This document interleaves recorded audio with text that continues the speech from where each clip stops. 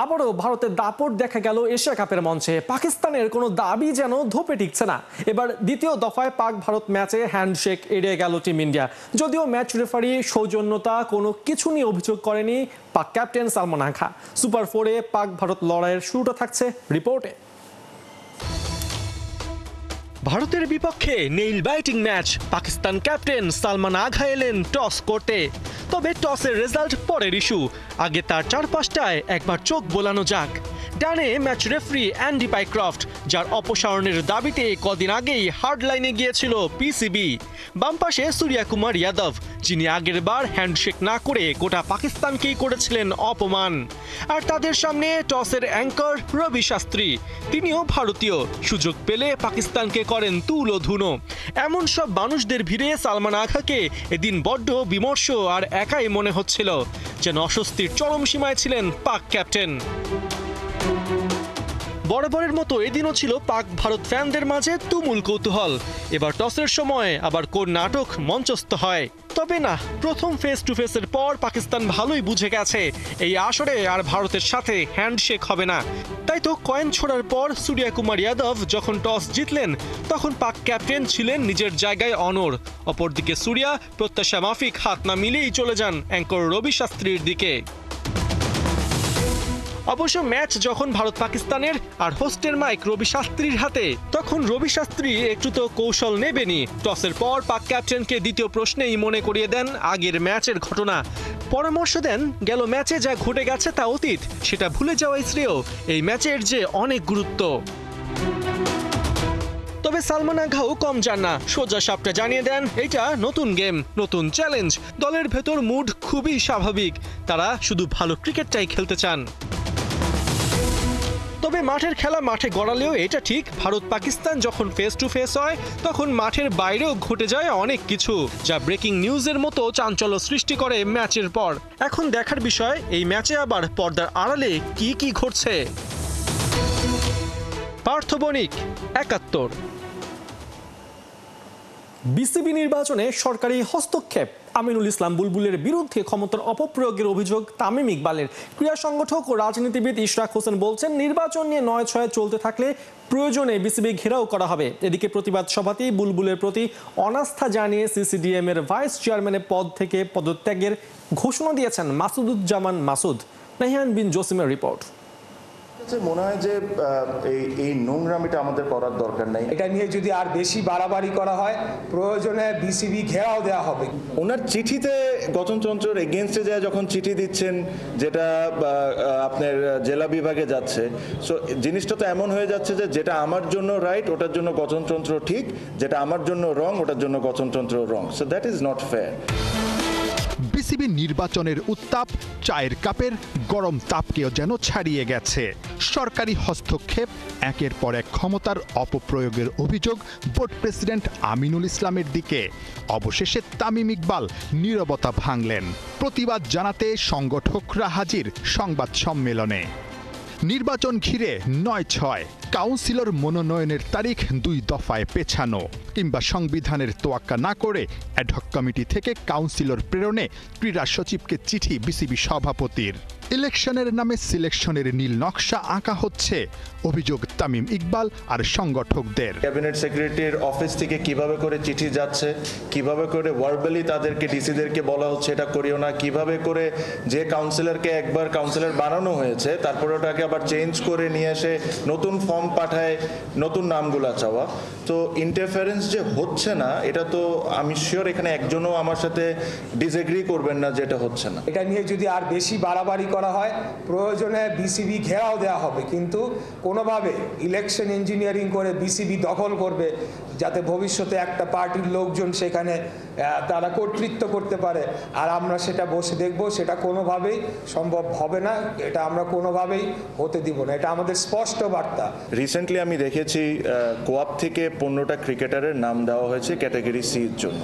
ওখানে কোয়াপকে রিপ্লাই করা হয়েছিল বাই দ্য বিসিবি প্রেসিডেন্ট যে গঠনতন্ত্রতে এরকম কোনো কথা লেখা নেই, এটা 5 জন বিসিবি প্রেসিডেন্ট দিবেন, 10 জন ক্রিকেট বোর্ড ডিসাইড করবেন যে কোন 15 জন ক্রিকেটার কাউন্সিলর হবেন। এখানে খুব সুন্দর করে উল্লেখ করছেন যে গঠনতন্ত্রের কথা। ওনার চিঠিতে গঠনতন্ত্রের এগেনস্টে যায় যখন চিঠি দিচ্ছেন, যেটা আপনার জেলা বিভাগে যাচ্ছে, সো জিনিসটা তো এমন হয়ে যাচ্ছে যে যেটা আমার জন্য রাইট ওটার জন্য গঠনতন্ত্র ঠিক, যেটা আমার জন্য রং ওটার জন্য গঠনতন্ত্র wrong. So that is not fair. কোনোভাবেই এই যে ডিসি সাহেবদের উপর চাপ প্রয়োগ করে যদি কাউন্সিলর পরিবর্তন করার যে প্রয়াস তারা নিয়েছে সেটিকে যদি তারা এগিয়ে নিয়ে যাওয়ার চেষ্টা করে, তাহলে এখানে আমরাও তাহলে এখানে রাজনৈতিকভাবে সেটাকে মোকাবেলা করার জন্য যে কোনো সময় প্রস্তুত রয়েছে। বাংলাদেশ জেলা ও বিভাগীয় এবং ক্লাবের সংগঠক ও ক্রিকেটাররা যখন এক ছাদের নিচে প্রতিবাদ করছে, ঠিক তার কিছুক্ষণ পরই বিসিবি নির্বাচন পিছিয়ে দেওয়ার ঘোষণা এসেছে। 4 অক্টোবরের পরিবর্তে নির্বাচন হবে 6 অক্টোবরে। নতুন করে শঙ্কা উঁকি দিচ্ছে। আমার কাছে মনে হয় যে এই নোংরামিটা আমাদের করার দরকার নেই। আমি সবসময় একটা কথা বললাম, cricket is for all, cricket is not for any individual, it is not belongs to a particular political party, it belongs to Bangladesh. Election হবে ফেয়ার ইলেকশন হবে, এখানে কোনো ধরনের কোনো পক্ষপাতী থাকবে না, কোনো ধরনের কোনো গভর্নমেন্টের ইন্টারফারেন্স থাকবে না, এটাই আমরা আশা করি। আমি সমাজভাবে কাজ করতে পারবো না। আমি এই মঞ্চ থেকে সিসিডিএম থেকে সিনিয়র ভাইস চেয়ারম্যানের পদত্যাগের ঘোষণা দিচ্ছি। নির্বাচন ঘিরে অনেক নাটকীয়তা এখনো বাকি। সোমবার বিসিবির গুরুত্বপূর্ণ বোর্ড সভা, যেখানে বর্তমান পরিচালকদের অনেকেই নাকি অনাস্থা আনতে পারেন প্রেসিডেন্ট আমিনুল ইসলামের প্রতি। অনেকেই বুলবুল ভাই যে চিঠিটা উনি সাইন করেছেন এটার এগেনস্টে। সো আমি শিওর কালকে বিসিবির লাস্ট বোর্ড মিটিং, এই লাস্ট বোর্ড মিটিংয়ের পর আপনারা অনেক বিসিবির কারেন্ট ডিরেক্টরদেরকে দেখবেন যারা এটার এগেনস্টেও কথা বলবেন। Thank you. নাহিয়ান বিন জাসিম, ৭১। কথায় আছে বনের রাজা সিংহ, যদিও মরুর বুকে সিংহরা কাবু। রাজার আসনে বেঙ্গল টাইগার সুপার 4-এ শ্রীলঙ্কাকে হারিয়ে বেশ ফুরফুরে মেজাজেই আছে টিম বাংলাদেশ। টিম হোটেল লিটনদের সময়টা কেমন কাটছে? ভারত ম্যাচের পরিকল্পনাই বা কেমন হবে? দুবাই থেকে জানাচ্ছেন সাইফুর রূপক। বন্ধু যখন শত্রু, আমার পেছনে টাইগারদের টিম হোটেল। শুধু টাইগারদের না, শ্রীলঙ্কাও এই হোটেলে আছে। দুদিন আগে যখন আফগানিস্তান দিয়ে শ্রীলঙ্কা আবুধাবি থেকে দুবাই এসেছিল, তখন টাইগাররা বলেছে thank you friend, thank you mate. সেই মেটদের, সেই ফ্রেন্ডদেরই কিন্তু দুবাইতে ভেঙে চুরে দিয়েছে বাঘেরা।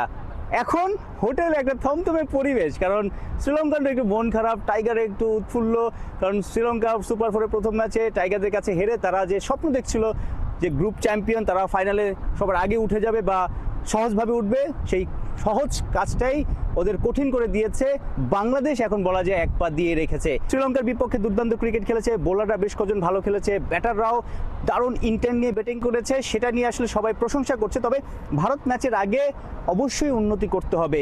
কোচ সালাউদ্দিনও বাইরে এসেছিলেন, তিনিও বলেছিলেন যে অবশ্যই অ্যাপ্রিসিয়েট সবাই করছে, সবাই এটা উৎসবের মতো একটা বিষয়, সবাই আনন্দ করছে, তবে ভুলে গেলে চলবে না বাংলাদেশ বেশ কয়েকজন বোলার আসলে বাংলাদেশের সেইভাবে শ্রীলঙ্কার বিপক্ষে ভালো করতে পারেনি। শরীফুল কিংবা নাসুমও সেভাবে ভালো করতে পারেনি।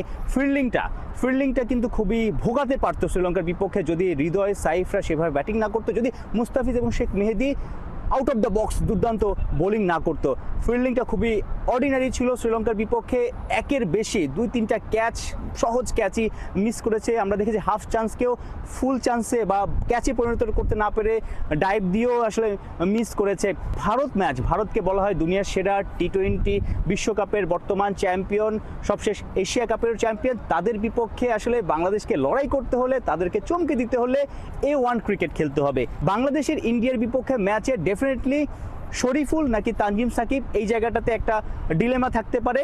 তানজিম সাকিব সবশেষ এশিয়া কাপ ভারতের বিপক্ষে কলম্বোতে সেই ওয়ানডেতে আসলে তার ডেবু হয়েছিল, তিনি দুর্দান্ত বোলিং করেছিলেন।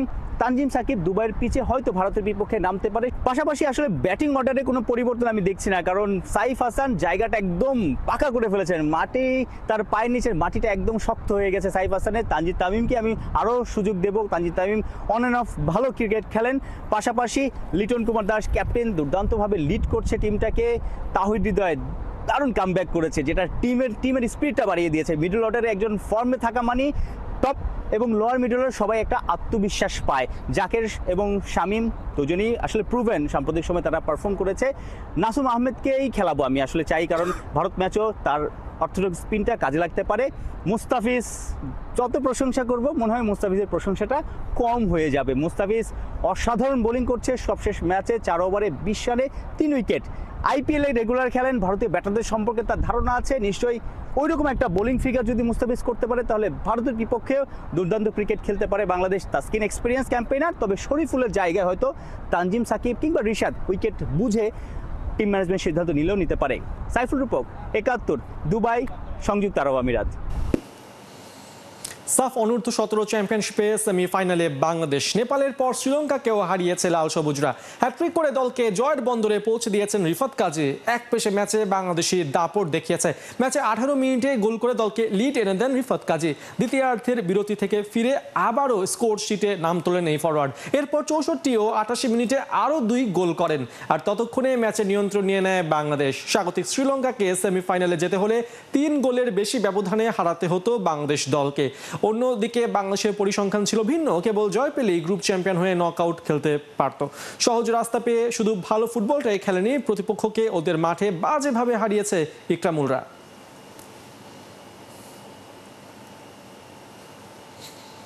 বিশ্বকাপ যদি হয় ফুটবলারের মাথার মুকুট, তবে সেই মুকুটের কোহিনূর হলো ব্যালন ডিওর। দেখতে দেখতে আরও একটা ব্যালন ডিওর দেওয়ার মৌসুম চলে এসেছে। সোমবার প্যারিসে ঘোষণা করা হবে 2025-এর ব্যালন ডিওর বিজয়ীর নাম। দেম্বেলে, ইয়ামাল নাকি অন্য কেউ, এসব ভেবেই কুল কিনারা পাচ্ছে না কেউ। ফয়সাল হাবিবের রিপোর্টে দেখুন বিস্তারিত।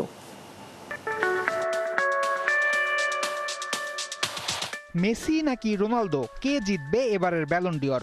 একসময় ফুটবল প্রেমীদের কমন প্রশ্ন ছিল এটা, কিন্তু সময় বদলেছে। মেসি রোনালদো তো নয়, এবারের ব্যালন ডিওর উঠবে নতুন যুগের কোনো ফুটবলারের হাতে। বলা যেতে পারে ফুটবলারদের সবচেয়ে সম্মানজনক এই পুরস্কার এক নতুন অধ্যায়ে পা দিচ্ছে 2025-এ। কে পেতে পারেন এবারের ব্যালন ডিওর, সেই হিসাবে যাওয়ার আগে কিভাবে নির্ধারণ করা হয় ব্যালন ডিওর বিজয়ী, সেটা জানা দরকার। সম্ভাব্য ব্যালন ডিওর বিজয়ীদের 30 জনের একটা লিস্ট প্রকাশ করে ফ্রান্স ফুটবল। সেই লিস্ট থেকে জুরি বোর্ডের ভোটে নির্ধারিত হয় বিজয়ী। ফিফা র্যাঙ্কিং এর 1 থেকে 100-তে থাকা দেশগুলোর একজন করে প্রতিনিধি নিয়ে গঠিত হয় 100 জনের জুরি। জুরি বোর্ডের সদস্যরা নিজের পছন্দ মতো প্লেয়ারদের 1 থেকে 10 নম্বর সিরিয়াল করেন। একজন জুরির লিস্টে 1-এ থাকা খেলোয়াড় পান 15 পয়েন্ট, দ্বিতীয় জন 12, তৃতীয় জন 10, চতুর্থ জন পান 8 পয়েন্ট। পর্যায়ক্রমে 7, 6, 5, 4, 3, 2 এরপর 10 নম্বর খেলোয়াড় পায় 1 পয়েন্ট। সবার ভোটদান শেষে যে ফুটবলার সবচেয়ে বেশি পয়েন্টের মালিক হন তিনিই চুমু আঁকেন ব্যালন ডিওর ট্রফিতে। শুধুমাত্র গোল আর অ্যাসিস্টের ভিত্তিতে নির্বাচিত হয় না ব্যালন বিজয়ী, বরং কে কটা ট্রফি জিতলো, কার মাঠে ইনফ্লুয়েন্স কেমন ছিল, কে পুরো মৌসুম মাতিয়ে রেখেছে নিজের জাদু দিয়ে নির্ধারণ করে ব্যালন ডিওর কার হাতে উঠবে। আর এসব ব্যাপার বিবেচনায় এবারের ব্যালন জেতার সম্ভাবনা সবচেয়ে বেশি উসমান ডেম্বেলে, লামিন ইয়ামাল এবং ভিথানহার। পিএসজির চ্যাম্পিয়ন্স লিগ জেতার মেইন হিরো ডেম্বেলের নামই সবার মুখে। লামিন বার্সেলোনাকে লা লিগা জিতিয়েছেন, দর্শকদের মন জয় করেছেন নিজের কারিকুরি দিয়ে। আর ভিথানহা চুপচাপ নিজের কাজ করে গেছেন, মাঝমাঠের দখল নিয়ে পিএসজিকে ট্রেবল জিততে সাহায্য করেছেন। ব্যালন ডিওর উপলক্ষে ছোট্ট একটা প্রমোশনাল ভিডিও সোশ্যাল মিডিয়ায় ছেড়েছে আয়োজকরা। দর্শকদের দাবি ব্যালন ট্রফিতে দেখা গেছে ইংরেজি কে অক্ষরটা, তাই কিলিয়ান এমবাপ্পের নাম নতুন করে আলোচনায়। শুধু কিলিয়ান নয়, অ্যাওয়ার্ড প্রোগ্রামে চমকে দিতে পারেন Jude Bellingham, Vinicius, Raphinha, Mohamed Salah আর আর্লিং হালান্ডের মতো খেলোয়াড়রা। তবে এই প্রোগ্রাম কিন্তু শুধুই ছেলেদের বর্ষসেরা খেলোয়াড় নির্বাচনের আয়োজন নয়, বরং আরো 9টা ক্যাটাগরিতে দেয়া হয় পুরস্কার, যেখানে আছে বর্ষসেরা উদীয়মান ফুটবলার, বর্ষসেরা নারী ফুটবলার, বর্ষসেরা গোলকিপার, বর্ষসেরা কোচ, বর্ষসেরা ক্লাবের মতো অ্যাওয়ার্ড। এছাড়াও মানবতার তরে কাজ করা কোনো ফুটবলারকে দেয়া হয় সক্রেটিস ট্রফি। বলতে পারেন ফুটবল উৎসব হবে ফ্রান্সের রাজধানী প্যারিসে। কে জিতবে কোন ট্রফি জানতে হলে অপেক্ষা করতে হবে সোমবার পর্যন্ত। ফয়সাল হাবিব, 71। লা লিগা এসপানিওলের বিপক্ষে প্রি ম্যাচ প্রেস কনফারেন্সে দেয়া কথা রেখেছেন শাবি আলোনসো। রোটেশন করে খেলাতে বদলি করেছেন ম্যাচ জুড়ে দারুণ পারফর্ম করা ভিনিসিউস আর মাস্তানতুনোকে। তবে কোচের এমন সিদ্ধান্তে ক্ষুব্ধ করেছে 2 ফুটবলারকে। তাতে শাবির স্ট্র্যাটেজিতে একের পর এক ম্যাচ জিতলেও তৈরি হয়েছে সামনের দিনগুলোতে রিয়াল কোচের ড্রেসিং রুমের কন্ট্রোল হারানোর সম্ভাবনা। বিস্তারিত রায়ান আহমেদের রিপোর্টে। গোল না পেলেও দাপিয়ে বেড়াচ্ছিলেন পুরো মাঠ। তাই যখন বদলি করা হলো, নিজের হতাশা লুকোনোর কোনো চেষ্টাই করলেন না ভিনিসিয়াস জুনিয়র। টাচ লাইনে শাবি আলোনসোর সঙ্গে এই বিষয়ে আলাপের আগে কখনো ছুড়লেন হাত, আবার কখনো বা পানির বোতল। একই ঘটনা ঘটেছে লস ব্লাঙ্কোদের নিউ সেন্সেশন মাস্তান্তুয়ানোর সঙ্গে। ম্যাচে দারুণ পারফর্ম করা এই ফুটবলার রিয়াল কোচকে অবিশ্বাসের সুরে জিজ্ঞেস করেই বসলেন, তুমি আমাকে বদলি করছো? সাবির সোজা উত্তর, হ্যাঁ ফ্রাঙ্কো, আমি তোমাকেই বদলি করছি। দৃশ্যগুলো লা লিগাতে এসপানিওলের বিপক্ষে রিয়াল মাদ্রিদের সবশেষ ম্যাচের। অথচ ম্যাচ জুড়ে মাস্তান্তুয়ানো সাকসেসফুল ড্রিবল করেছেন 6টি, পাস অ্যাকুরেসি ছিল 89%। ভিনিসিয়াসের রেটিংটাও ছিল একই রকম। স্বাভাবিকভাবেই বদলির ডিসিশনটা হজম করতে পারেননি এই দুজন, করেছেন এমন শোরগোল। এই ম্যাচের আগের প্রি ম্যাচ প্রেস কনফারেন্সে লস ব্লাঙ্কো কোচ জানিয়েছিলেন তিনি করবেন রোটেশন, ভিনিকে প্রমাণ করতে হবে নিজেকে, স্টার স্টেটাস আসবে না কোনো কাজে। যা বলেছিলেন ম্যাচে অক্ষরে অক্ষরে করে দেখিয়েছেন সেটাই। গোল না পাওয়া ভিনিকে উঠিয়ে নামিয়েছেন রদ্রিগোকে আর মাস্তান্তুয়ানোর বদলে ব্রাহিম দিয়াজকে। ম্যাচ শেষে এই বদলির ব্যাখ্যাও দিয়েছেন সাবি, জানিয়েছেন মাঠে ফ্রেশ প্লেয়ারদের আনতেই নিয়েছিলেন এমন সিদ্ধান্ত। রিয়ালের করাই জেনারেল তার ডিসিশন মেকিংয়ে যতটা হার্ড, ম্যাচ শেষে ভিনির বদলির পরে ঘটানো কাণ্ডকারখানাকে সেই তিনিই করলেন ডিফেন্ড। বললেন ব্রাজিলিয়ান ফরওয়ার্ডের আচরণটা আসলে ঠিকই আছে, কারণ ম্যাচ জুড়ে ভালো খেলছিলেন ভিনি, তিনিই বরং খানিকটা পরে বদলি করতে পারতেন এই ফরওয়ার্ডকে। সাবির এই টোটকা আর টাইট গাইডলাইনে এখন পর্যন্ত এই সিজনে সবগুলো ম্যাচেই জয় পেয়েছে রিয়াল মাদ্রিদ। কিন্তু একে তো সিজনের শুরুটাই হয়েছে কেবল, তার ওপর একের পর এক যেভাবে ফুটবলাররা মেজাজ হারাচ্ছেন কোচের সিদ্ধান্তের ওপর, তাতে বাঘা বাঘা এসব ফুটবলারদের দিয়ে গড়া লস ব্লাঙ্কো শিবিরের ড্রেসিং রুমের পরিস্থিতি ঘোলাটে হতে পারে যে কোনো সময়। সাবি হারাতে পারেন ড্রেসিং রুমের কন্ট্রোল, সেক্ষেত্রে দলটার মিড সিজনে পথ হারানোটা একেবারে উড়িয়ে দেওয়াও যাচ্ছে না। এখন তাই অপেক্ষা সামনের দিনগুলোতে সাবির স্ট্র্যাটেজিতে কেমন করে লস ব্লাঙ্কোরা সেটা দেখার, কারণ সিজন তো মাত্র শুরু। রায়ান আহমেদ, ৭১। কারো হাতে ক্রাচ, কারো চোখে কালো চশমা, সবার চোখে স্বপ্ন, কিন্তু সেই স্বপ্নের পথে এগোতে আছে প্রতিবন্ধকতা। জুলাই গণ অভ্যুত্থানে আহত এমন 12 জনকে এবার জীবনের মূল স্রোতে ফিরিয়ে আনার উদ্যোগ নিয়েছে বিকেএসপি। পুনর্বাসন ও দক্ষতা উন্নয়নের লক্ষ্যে বিকেএসপিতে শুরু হয়েছে বিশেষ ক্রীড়া প্রশিক্ষণ ক্যাম্পের। বিশেষ এই ক্যাম্পে 3টি ক্রীড়া বিভাগ, আর্চারি, টেবিল টেনিস ও শুটিং থেকে নির্বাচিতদের 1 মাসের ফাউন্ডেশন ট্রেনিং দেওয়া হবে। এরপর আরও 2 মাসে নিবিড় প্রশিক্ষণের মাধ্যমে তাদেরকে প্যারালিম্পিকে অংশগ্রহণের উপযোগী করে গড়ে তোলা হবে। যুব ও ক্রীড়া মন্ত্রণালয়ের উদ্যোগে এবং বিকেএসপির ব্যবস্থাপনায় আয়োজিত এই ক্যাম্পের উদ্বোধন করেন বিকেএসপির মহাপরিচালক ব্রিগেডিয়ার জেনারেল মোহাম্মদ মনিরুল ইসলাম। উপস্থিত ছিলেন জুলাই শহীদ স্মৃতি ফাউন্ডেশনের প্রধান নির্বাহী কর্মকর্তা লেফটেন্যান্ট কর্নেল অবসরপ্রাপ্ত কামাল আকবর।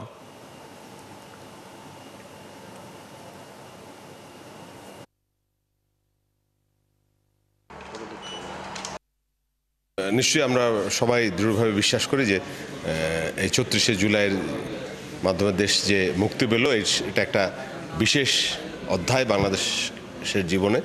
তো এই যে এদের যে বীরত্ব গাথা, এই জিনিসটা আমরা এদেরকে ট্রেন করার মাধ্যমে এদেরকে সামনে প্যারা অলিম্পিকে নিয়ে যেতে চাই। এবং প্যারা অলিম্পিকে গিয়ে আসল উদ্দেশ্য হচ্ছে গিয়ে এই বাংলাদেশের যে তরুণ ছাত্র সমাজ, তারা যে আন্দোলনের মাধ্যমে দেশটাকে একটা নতুন পর্যায়ে ভিন্নভাবে নতুন একটি বাংলাদেশ উপহার দিয়েছে, তাদের এই বীরত্ব গাথাটা যেন প্যারা অলিম্পিকের মাধ্যমে সারা পৃথিবীতে সবাই জানতে পারে। মেইনলি প্ল্যান করেছি আর্চারি, শুটিং, টেবিল টেনিস, এই 3টা আমাদের প্ল্যান করা ছিল। কিন্তু আমরা সুইটেবিলিটি চেক করার পরে আমাদের শুধু যে নর্মাল খেলাধুলা তাই নয়, আমাদের স্পোর্টস সায়েন্স আছে, স্পোর্টস সায়েন্সের মাধ্যমে আমরা তাদেরকে চেক করব যে তাদের কোনটার জন্য তারা সুইটেবল হবে, সেটা চিন্তা করে আমরা তাদেরকে অ্যাডভান্স যে ট্রেনিংয়ের জন্য আমরা চেষ্টা করব ইনশাল্লাহ। এই ছিল এখনকার খেলা যোগে। সরাসরি সংবাদ ও অনুষ্ঠান দেখতে চোখ রাখুন ৭১-এর ফেসবুক পেজে এবং সাবস্ক্রাইব করুন ৭১-এর ইউটিউব চ্যানেল। ৭১-এর সাথেই থাকুন।